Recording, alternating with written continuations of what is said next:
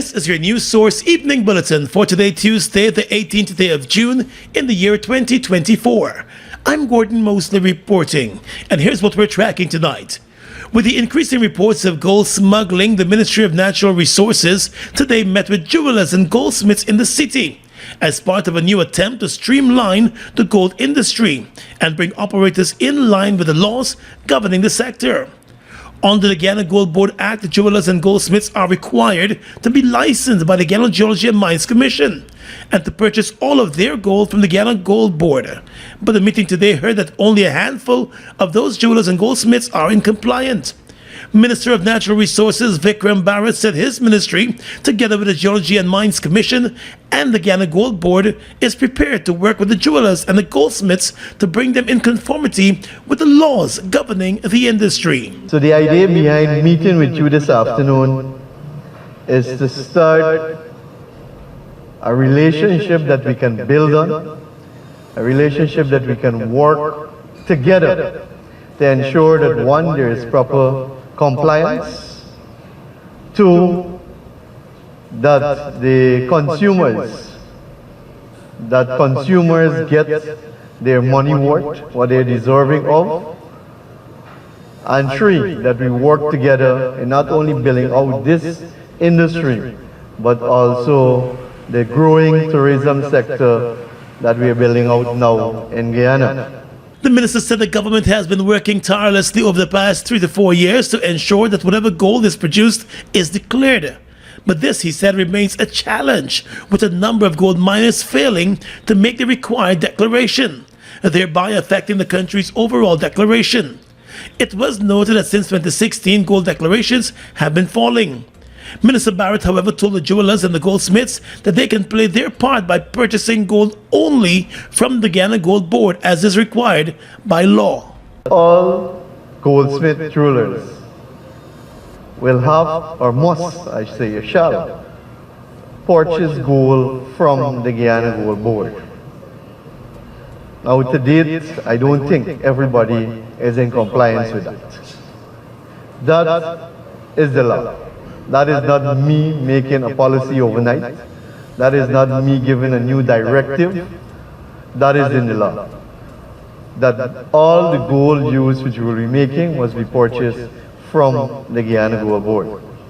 When asked why it's not being purchased from the Guyana Gold Board, we would have heard a number of reasons as to why. Jewelers and goldsmiths, in justifying their reasons for not purchasing gold from the Gold Board, have pointed to the issues of availability and that of quality. But those issues, the minister said, are being addressed. A case was also made for the Gold Board to be decentralized and to have branches established in every region. But the Natural Resources Minister said that is simply not practicable at this time. When you applied, when you submitted your application for your goldsmith license, that you knew of all the conditions that exist at that point in time. You were granted a license or permit based on the conditions that existed and that you accepted. That's why you applied. And you knew that gold must be purchased from the Guyana Gold Board central location in Queenstown, Georgetown.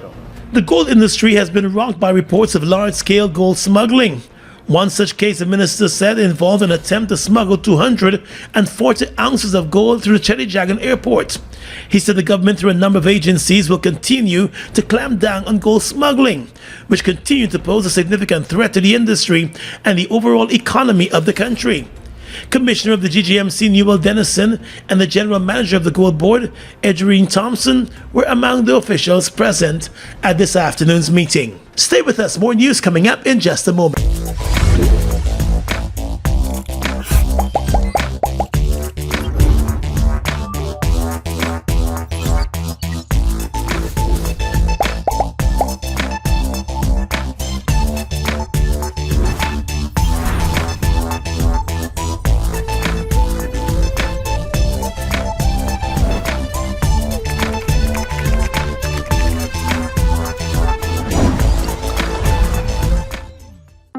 It's one of your biggest goals, getting your own home, where memories are made, where happiness lives. You may feel that home ownership or renovation is beyond your reach, But we at Republic want you to know that there's always a way. Ask us about our suite of mortgages. Let's help make your housing wishes come true. Or advise on how the equity in your existing home can finance other dreams and goals. Call or go online to learn more. All the big bands, all the big names from all around the world. The return of the biggest chutney show, Clash of the Titans, June 22nd, the Guyana National Stadium, the ICC Cricket T20 World Cup weekend. This is Clash of the Titans. One big stage, one big night, over 7 big bands, over 40 artists performing June 22nd, the Guyana National Stadium. This is Clash of the Titans.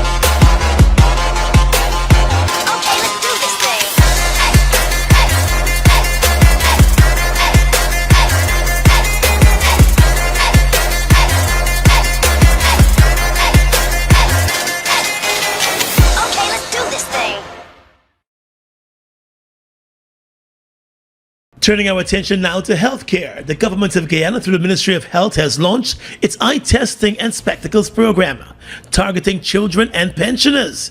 An announcement about the program was made earlier this year during the national budget speech. At today's launching, Health Minister Dr. Frank Anthony stated that the program is geared to ensure the overall well-being of children and the elderly. The initiative targets the screening of children below the age of 18 years to identify possible issues with their vision, and persons over 65 years to ensure their vision is not deteriorating at a fast rate. What we do here is a comprehensive eye care program, starting with screening for prevention at the younger age, and even if we find something, then we'll fix it. And as you grow older, we'll have programs in between so that we can address whatever problems we are finding at different age ranges. Specifically, vouchers valuing $2,000 will go towards the cost of the eye test. And once it is determined that the eyewear is needed, then a voucher totaling $15,000 will be provided to go towards the purchase of the eyewear. So this is part of a more comprehensive program that we have in the ministry.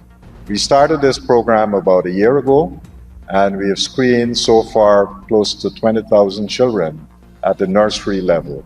And this year our focus would be moving from nursery into primary school, and we have set ourselves an objective of screening close to 180,000 children. As it relates to children, the minister explained that the move is part of a larger program. In addition to eye testing, children will be targeted for a full overall checkup of their health. The Minister of Health noted that while the Health Ministry has the capacity to carry out the program, it has realized that it may not be able to screen the large number of persons at its facilities, and therefore some private institutions have been invited to partner with the government to provide screening under the program. And let's tell you now that the president of the Guyana Agricultural and General Workers Union, C. Paul Narine, has expressed confidence in the interventions of the government to ensure the survival of the ailing sugar industry. Speaking at the 76th commemoration of the Enmore martyrs this past weekend, Mr. Narine acknowledged that the sugar industry has been seeing a decline, but noted that the industry is too important to fail. Now, under this PPPC government, they are sustained deliberate efforts to breathe new life in the industry. Comrade Prime Minister, the GAU on behalf of everyone in the Sugar Belt thank you and your government, especially His Excellency President Dr. Mohammed Irfan Ali, as the efforts are hastened to restore the sugar industry and we see new skills and experience are recruited. The GAU remains firm in its belief that the sugar industry has brighter days ahead. Narain, who is also a member of parliament for the governing PPP, said the former coalition government did not do much to turn the industry around. He noted that the monies being allocated to Gaisuco by the current government has added new life into the industry. In this year's budget, the government allocated $6 billion to the sugar company. The GAU president said the union is aware that there is much work to be done to turn the industry around. He said, however, GAU remains ready to work with the government to ensure that the industry can be revitalized.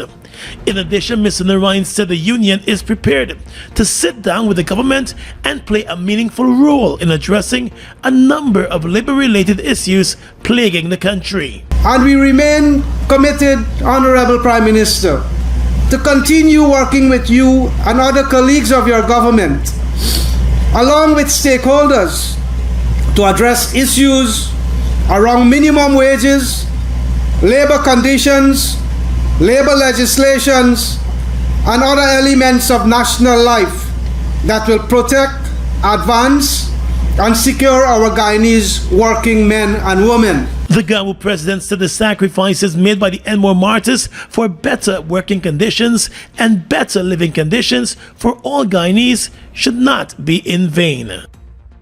Prime Minister Mark Phillips has hailed the government's efforts in supporting workers across the country in various sectors, and he said it will continue to advocate for fair labor practices. Addressing the commemoration of the Enmore Martyrs anniversary, the Prime Minister said the government of Guyana will continue to strive to enhance the lives of the country's workers. Our government, the PPPC administration, demonstrated its steadfast commitment to prioritizing our workers and continually striving to enhance their lives and working conditions through the immediate re-establishment of the Ministry of Labour upon taking office in August 2020. But even as the Prime Minister boasted about the government's track record in addressing workers' rights, the nation's teachers have been away from their classrooms for more than 65 days in protest of the absence of collective bargaining and an agreed salary increase. The Prime Minister said despite various challenges, the government continues to address the needs of the workers. The progress we have made in labor rights and working conditions includes better labor policies, improved working conditions, and the establishment of labor unions that protect workers' rights across our nation. And he noted the enactment of a sound regulatory framework that addresses workers' rights, including the Trade Unions Recognition Act of 1997. This has strengthened collective bargaining and improved the negotiating power of workers. The implementation of occupational safety and health laws has been crucial in safeguarding the well-being of workers. Employers are now required to adhere to safety standards, provide necessary protective equipment, and ensure a safe working environment.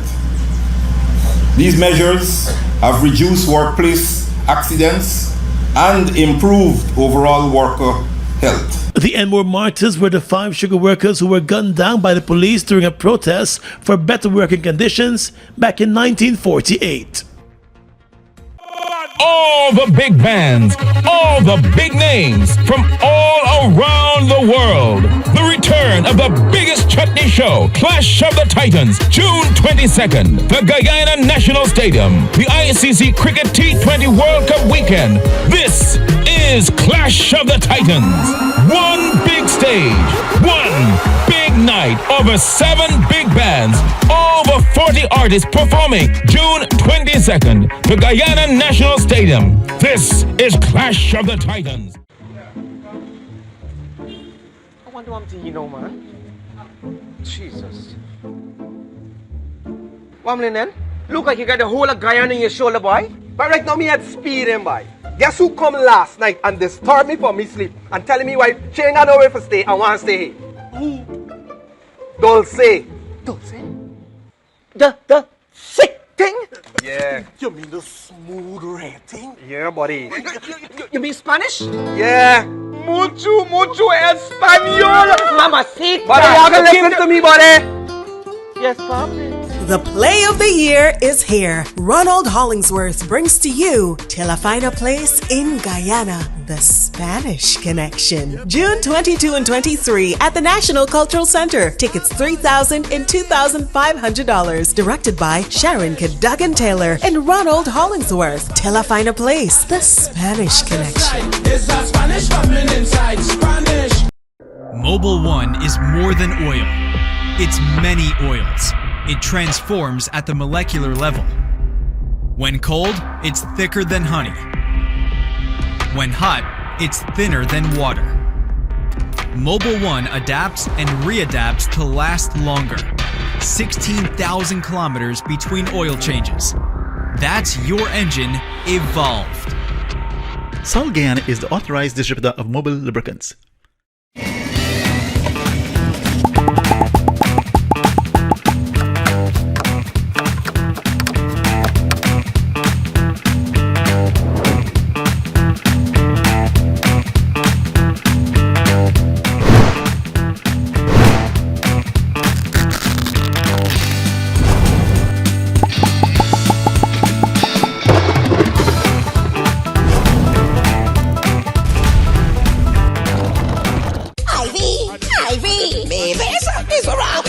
You? Yeah, heartless. Wait, what? Last year I lend you my money, my weight plus babysit your grandchildren. That mean you got to throw it in my face? And you went to the band's birthday and had a grand time. That is the best party I ever went to as a big woman. I could just imagine how nice the party was. No, you almost give me heart attack telling me you bringing them children again. No. Me in missing the niceness. Both are we going and enjoy the band's birthday? Well, the mother got for calling sick because I got to perform alongside 12 mamas. Don't forget to remember Saturday 22nd of June at the National Park. Get your early bird tickets for $2,000, VIP $6,000 at Just Your Size Boutique, White Castle Fish Shop, Fireside Suites, Team Extra Location, Stabrook Market, Stove Top, and J Box Office. Compliments of Fireside Grill and Chill and Extra Jail. Fans birthday, we present. Let's go dancing. In Berbice, police investigators are probing the murder of 28-year-old Tyrone France of New Amsterdam, Berbice. The young man's body was found at the side of the roadway in Heathburn Village, East Bank, Berbice, yesterday morning, with multiple stab wounds and other injuries. Police Regional Commander Shiv Prasad Bacchus said the incident occurred at around 10:30 on Monday morning. It remains unclear what triggered the mid-morning attack and stabbing that left the young man dead. But the police have since revealed that 5 suspects have been arrested as the investigations continue. The traffic department of the Guyana Police Force is probing an accident which claimed the life of a 20-year-old East Bank Demerara man. The accident occurred at around 5:30 on Monday morning along the Diamond Public Road on the east bank of Demerara. The dead youth has been identified as Mark Ramachand. In the report, the Guyana Police Force said, based on information investigators received, Ramachand was driving his car in a northern direction at a fast rate along the roadway when he reportedly lost control and skidded off the roadway during heavy rainfall. The car flipped into a nearby trench and became submerged. The vehicle was pulled out of the trench by the police and public-spirited citizens, and the 20-year-old young man was found motionless, pinned down in the driver's seat. He was pronounced dead at the scene by a doctor. A post-mortem examination is to be carried out on his body.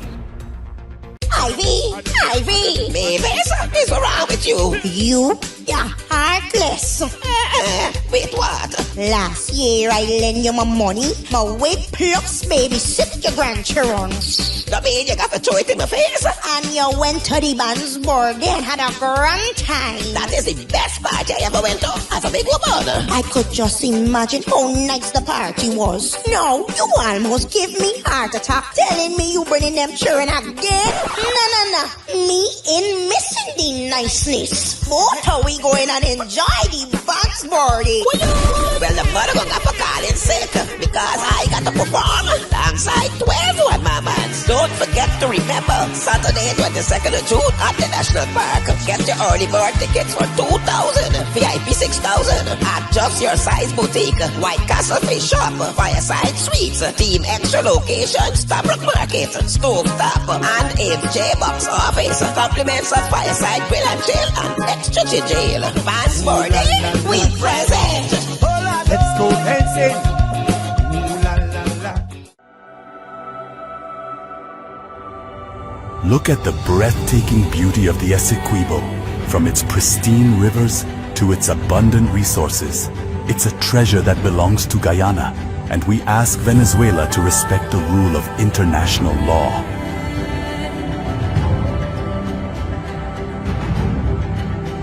Our commitment to this land is not just about ownership. It's about preserving its beauty and resources for our people and future generations. The controversy between Guyana and Venezuela was settled internationally as full, perfect, and final in 1899. Essequibo belongs to Guyana.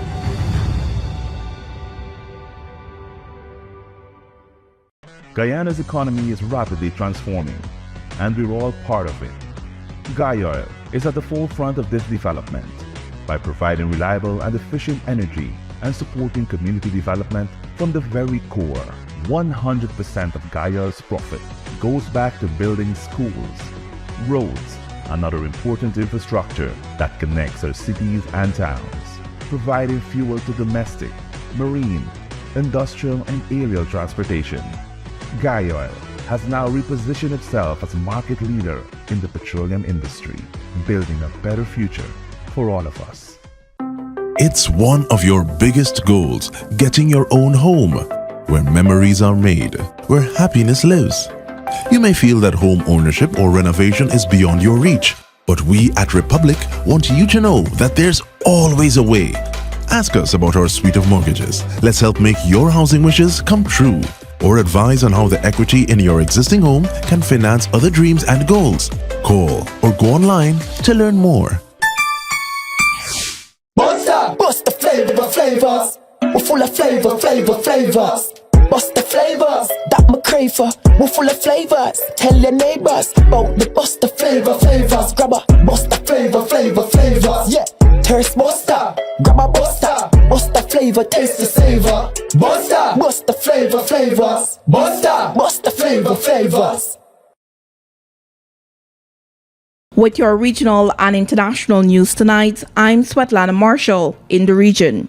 Reuters, in a report, said mining giant Brazil has big ambitions to build a rare earths industry as Western economies push to secure the metals needed for magnets used in green energy and defense and break China's dominance of the supply chain.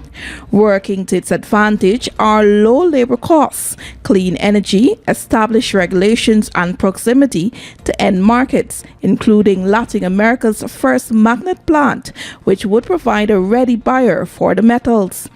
But low rare earths prices, technical challenges, and nervous lenders pose challenges to the Latin American nation's hopes to propel itself into the world's top 5 rare earths producers. The pace at which Brazil's rare earths projects come together will be a test for how successful the West may be at building a new advanced industry almost from scratch to break China's grip. Brazil holds the world's third largest rare earth reserves. The country's first rare earths mine started commercial production this year. Jennifer O'Neill, the director of the Office of Management and Budget in the U.S. Virgin Islands, has tendered her resignation after it was requested by Governor Albert Bryan following a series of corruption investigations by federal authorities.